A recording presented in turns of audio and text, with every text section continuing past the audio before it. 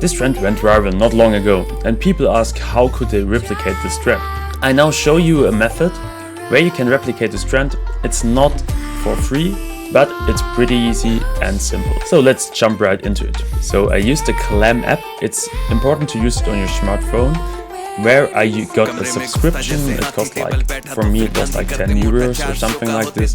Should be the same for you, because I'm not sponsored by anything.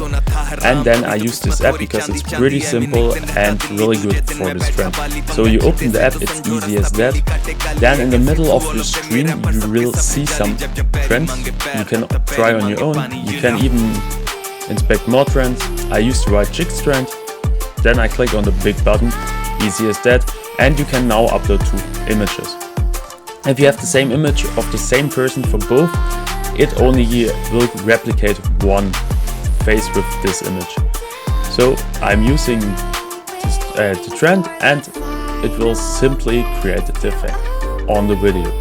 Then you have to wait for some minutes. You will see it's like 12 minutes, so it's a bit of a time, but it's easy as that, and in 12 minutes you will get the finished video. And once the video is finished, you will see it over there and can download it to your gallery and then upload it on your device.